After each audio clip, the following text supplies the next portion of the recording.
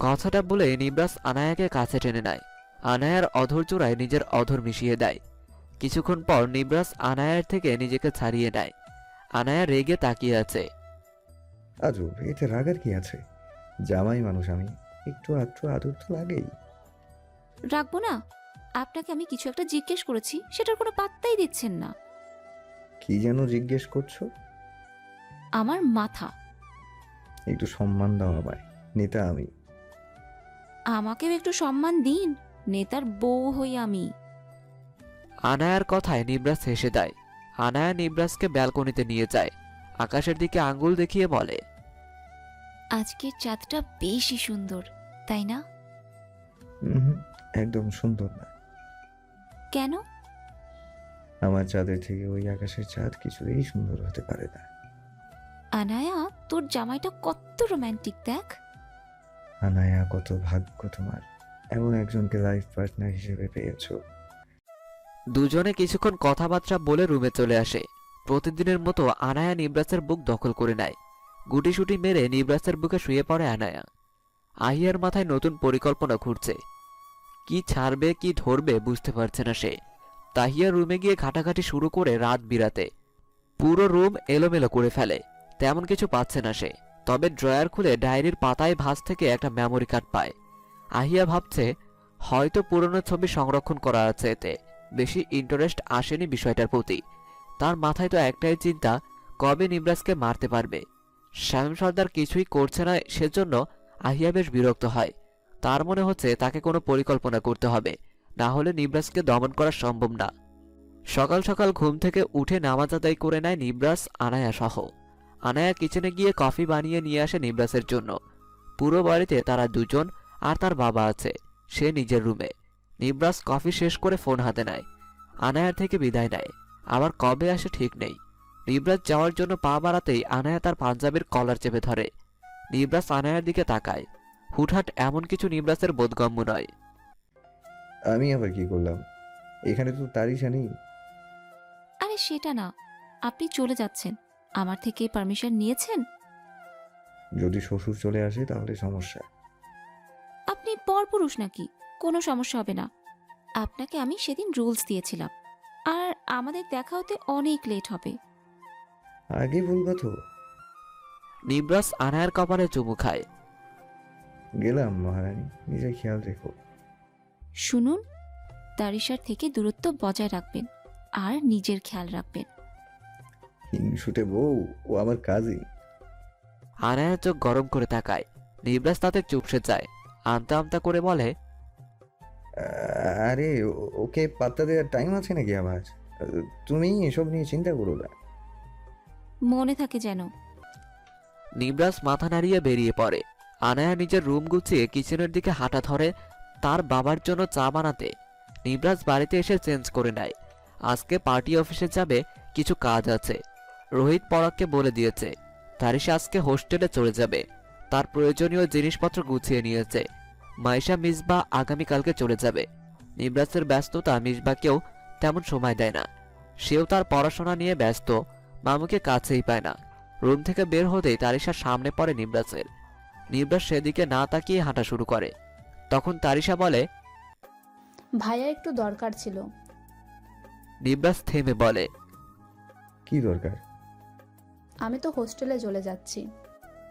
তো কিছু না। নিবরাস বাঁকা হেসে বলে, আমার প্রতি মিনিটের ইনফরমেশন শামীম সর্দারকে দিতে পারবে না, এটাই তো সমস্যা। নেই, ফোনটা দিয়ে যেও। তোমার হয়ে আমি নিজেই ওকে ঘন্টায় ঘন্টায় নিউজ দেব। তুমি? আমার 12 লাখ টাকা তোর জন্য খোয়াতে হয়েছে। খুব সুন্দরভাবে শামীমের লোকদের বাড়ির পথ চিনিয়েছিলি, তাই না? তাদের সাথে দাঁড়িয়ে গাড়িতে বোম রেখেছিস। তারিশা চুপসে যায়। নিবরাস কাঠখোট্টা গলায় বলে, সব কিছুর প্রমাণ আমার কাছে আছে। ভেবেছি তোকে জেলে ঢুকিয়ে দেব।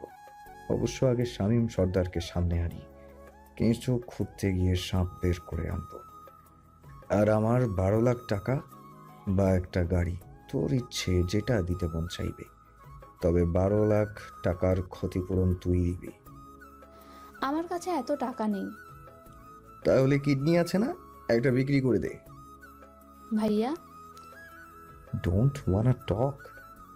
আমি যখন বলবো তখন আমার 12 লাখ টাকা রেডি রাখবি।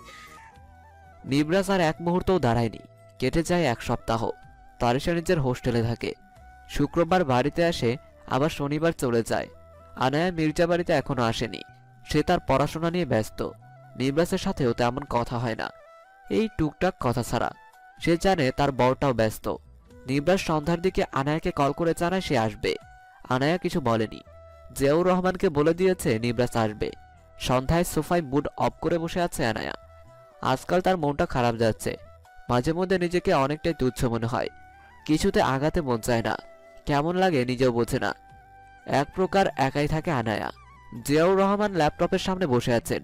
আনায়াকে বলেছেন কাজের বুয়াকে কল দিয়ে আসতে বলতে, রান্না করে দিয়ে চলে যেতে।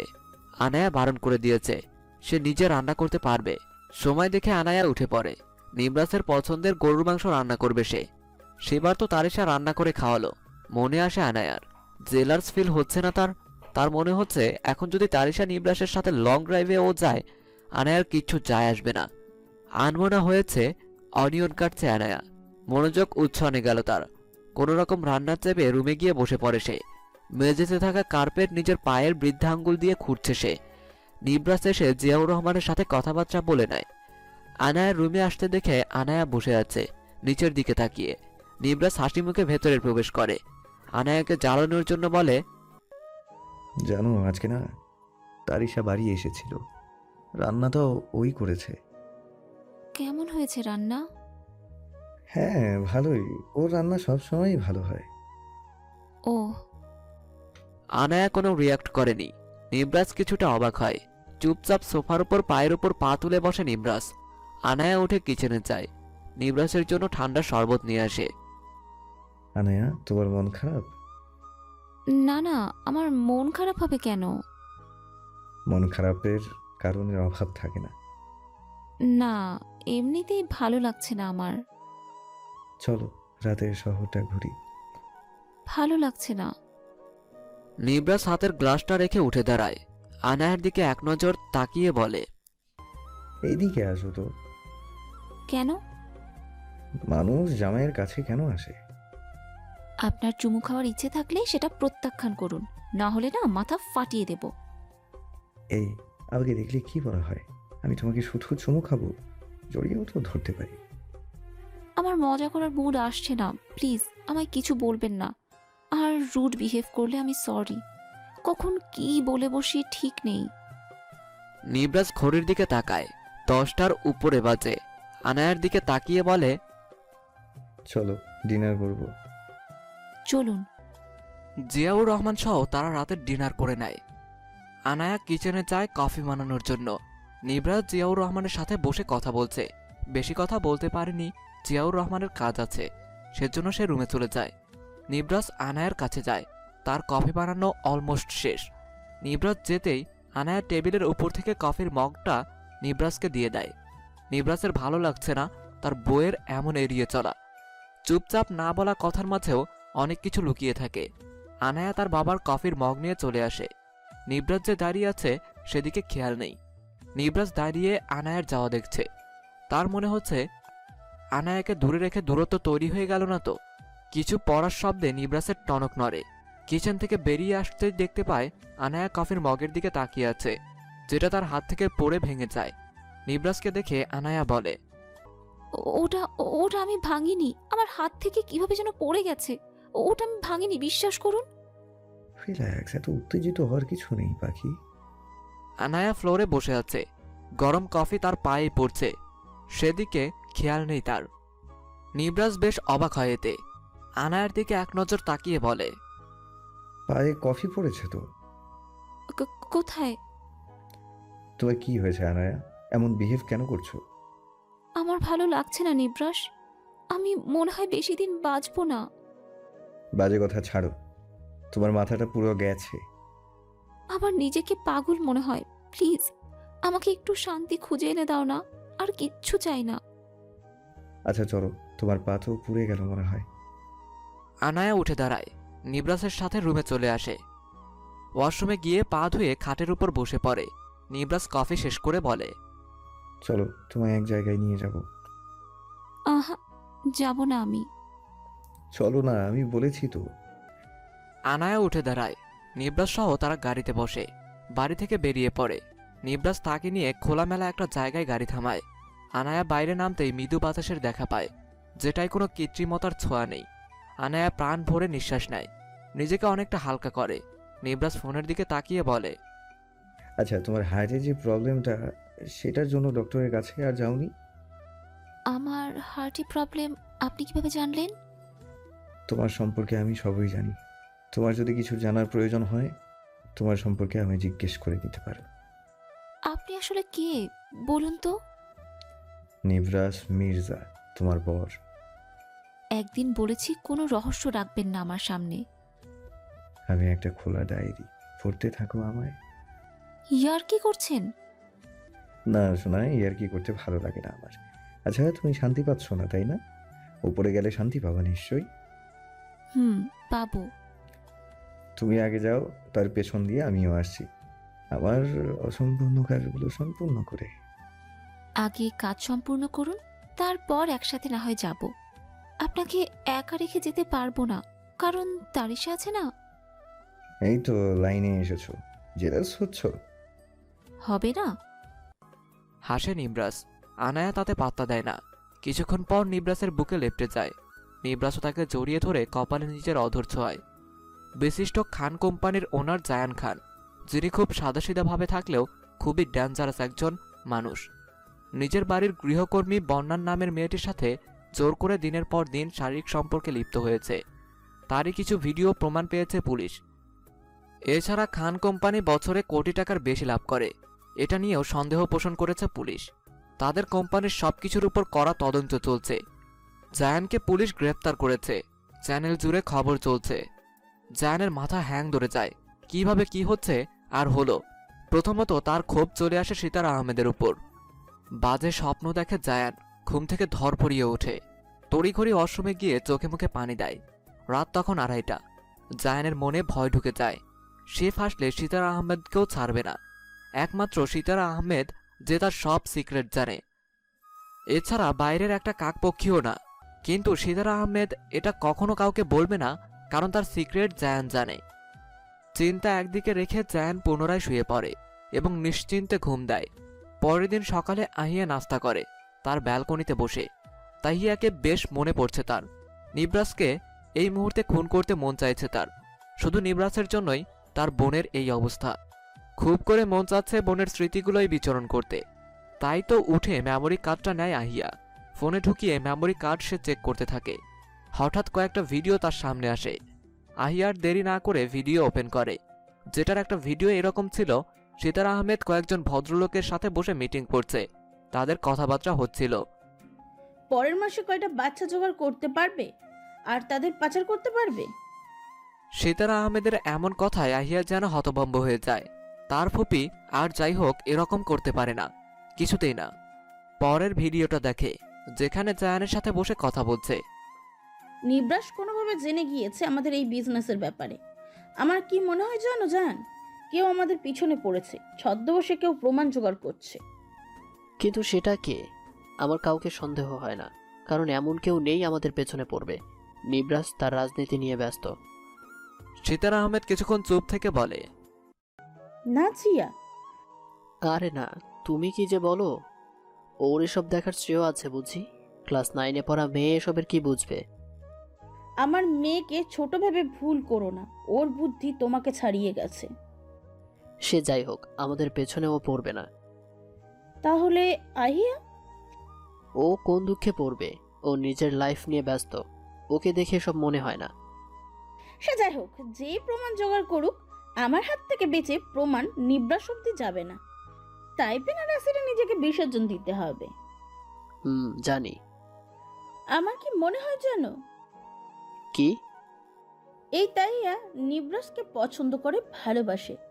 সে নিশ্চয়ই নিবরাসের ক্ষতি চাইবে না, উল্টো নিবরাসের কাজকে সহজ করতে চাইবে। এই ধরে সমাজ থেকে আমাদের দূর করা নিবরাসকে লক্ষ্য, আর তাইয়া সেই সুযোগ কাজে লাগিয়ে নিবরাসের মনে জায়গা করে নেবে। তাহলে তাহিয়া? হিসাবে তো তাই বলে। তাহলে আর কি, কয়েকদিন খোঁজ চালাও, তারপর যদি সত্যি হয় রাস্তা থেকে সরিয়ে দাও। খোঁজ চালানোর কিছু হয়নি। ওই আসল কালপিট যে আমাদের ধরিয়ে দিতে চায়। আমি ভাবছি কি জানো, কি? নিবরাসের সাথে তাহিয়ার দেখা হবে, এরপর তাকে কিডন্যাপ করে খুন করব, যাতে করে দোষটা নিবরাসের উপর পড়ে। এক ঢিলে দুই পাখি মারবো। আহিয়া, তাকে সামলানোর দায়িত্ব আমার। তারপর আর কোনো ভিডিও হয়নি এটাই। আহিয়ার হাত থেকে ফোনটা আপনা আপনি খাটের উপর পড়ে যায়। দু চোখ বেয়ে অশ্রু পড়ছে। অথচ সে এতদিন নিবরাসকে মারার জন্য উঠে পড়ে লেগেছে, কিন্তু নিবরাস এসবের কিছুতেই নেই। আহিয়া নিজেকে শক্ত করে নেয়। সে সিদ্ধান্ত নেয় সে শেষ দেখে ছাড়বে। নিবরাস, তাহিয়া, আনায়া, নাজিয়া ওরা পড়ে। আহিয়া নিজে সবার সামনে সব নিয়ে আসবে, যেহেতু তার কাছে কিছু প্রমাণ আছে, বিশেষ করে তার বোনের খুনের প্ল্যানিং করা ভিডিও। কিন্তু এটা তো পুরো যৌক্তিক না, কারণ এই ভিডিও সাপেক্ষে এই কথাটাও আসে যে আসলে কালপ্রিটকে ধরা যায়নি। হয়তো নিবাসী খুনটা করেছে, নয় সিতার আহমেদ প্ল্যান করেছে বলেই যে খুনটা করেছে এমনটাও না। হয়তো নিবাস কোনোভাবে খুন করে গেমটাকে পুরো ঘুরিয়ে দিয়েছে। এটাও প্রশ্ন আসতে পারে, কিন্তু আহিয়া বিশ্বাস করে নিবরাস এসবে জড়িত না, উল্টো তাকে ফাঁসানো হয়েছে। মেমোরি কার্ডটা খুব যত্ন সহকারে রাখে আহিয়া। এখন আরও কিছু প্রমাণ চাই তার। তার বোনকে যেখানে খুন করা হয়েছিল সেই স্থান, সেই সময়ের গার্ড বা লোক, তাদের কারো খোঁজ চাই তার। কিন্তু কিভাবে? 1 বছর আগের জিনিস এখন কিভাবে জানবে, যেটা তার দেয়ালে সমাপ্তি ঘোষণা করা হয়েছিল? আহিয়ার মাথা কাজ করছে না। শামীম সর্দার এই ব্যাপারে কিছু জানে, মনে হয় না জানে। সে তো শুধু নিবরাসের জায়গায় বসতে চায়, শিশু পাচার করতে না। আনায়া ভার্সিটি এসেছে আজকে, মারিয়ার সাথে খুনসুটিতে মেতে উঠেছে। এই তো নিবরাসকে নিয়ে একের পর এক কথা খোঁচাচ্ছে মারিয়া। আনায়াও বেশ মজা নিচ্ছে। ক্লাস শেষ করে তারা বের হয় ভার্সিটি থেকে। গেট পেরিয়ে আসতেই দেখে নিবরাসের গাড়ি দাঁড় করানো, তবে সিকিউরিটি গার্ড আছে তার সাথে। অনেক ভিড় জমেছে জায়গাটায়। আনায়া যাবে কি যাবে না ভাবছে। এত মানুষের ভিড়ে না জানি চাপা পড়ে। এত সব ভাবনার মাঝে মারিয়া তাকে ধাক্কা দেয়। যা, তোর মাইন্ড চলে এসেছে। অন্য কারোর সাথে সাইন করার আগে গ্রেপ্তার করে বাড়ি নিয়ে যা। গ্রেপ্তারটা হাত করা পরিয়ে না, ঠোঁট করা পরিয়ে। ঠোঁট করা কি বান্ধবী? যেটা তোর বর তোমায় উঠতে বসতে দেয়, আই মিন চুমু। এতগুলো মানুষের সামনে চুমু খাবো? তোর জামাইয়ের আবার লজ্জা কম, সে এসব মাইন্ডই নেবে না, গিয়ে খেয়ে নে। ছি ছি ছি, আস্তাক ফিরুল্লাহ। দিনে দুপুরে পাবলিক প্লেসে আমি রোম্যান্স করব? আমাদের এত সুন্দর বেডরুম থাকতে আমি চাই না গাড়িতে কলঙ্কের দাগ লাগাই। গাড়িতে বসেও তো রোমাঞ্চ চলে তোদের। সেটা তো লোকচক্ষুর আড়ালে। সেসব বুঝলাম, খালামণি হব কবে? এখন না, আরো কয়েক বছর যাক, দেখা যাবে। যা, এইভাবে আমাকে না বলে নিজে বিয়ে করে আমায় খালামণি বানা। তোর দেবর থাকলে ভেবে দেখতাম। আমার জামাইয়ের কয়েকটা ভাই আছে, রাজনীতির সাথে সম্পৃক্ত। তোর জামাইয়ের চামচা তারা। তোর মাথা। সমস্যা নেই, আমি একজনকে এনে দেবো আপনার জন্য। হাই মিস মারিয়া আপু। নিবরাসের কথায় আনায়া মারিয়া দুজন ঘাড় ঘুরিয়ে তাকায়। নিবরাস হাসি মুখে দাঁড়িয়ে আছে। আনায়ার কথা নেই, তার সাথে দেখা করতে আসে না, মাঝে মাঝে রাত বিরাতে এসে সারপ্রাইজ দেয়। মারিয়াও হাসি মুখে কুশল বিনিময় করে নেয় নিবরাসের সাথে, অতবার বিদায় নিয়ে ওদের দুজনকে একা ছেড়ে দেয়। নিবরাস আনায়ার দিকে তাকিয়ে বলে, মুখটা অমন শুকনো লাগছে কেন? ওই এমনিতে। আচ্ছা চলো কোথাও খেতে যাই। যাব না, আপনি চলে যান, আমি বাড়ি ফিরবো। আমি না দিলে এক চুল পরিমাণও তুমি নড়তে পারবে না। এতদিন কোথায় হাওয়া হয়ে গিয়েছিলেন? কাজে ছিলাম। ভালো। আচ্ছা চলো গাড়িতে বসো, লোক দেখছে, আবার সাংবাদিকরা আবার চরিত্রে কালো দাগ লাগিয়ে দিয়ে হেডলাইন করবে। মোহনপুরের এমপি মুয়াম্মা নির্বাস মির্জা রাস্তায় দাঁড়িয়ে মেয়েদের সাথে প্রেমালাপ করে। শালারা এটা দেখবেও না মেয়েটা তার কি হয়। এমনিতে একবার মেয়েবাদী কেসে আমি ফেঁসে গিয়েছিলাম, এইবার বউবাদী কেসে ফাঁসতে চাই না। আমার লয়াল বরটা। নিবরাস মুস্কি হাসে। আনায়া সহ গাড়িতে গিয়ে বসে। নিবরাস নিজে ড্রাইভিং করছে, সামনে পেছনে তার গার্ডের গাড়ি।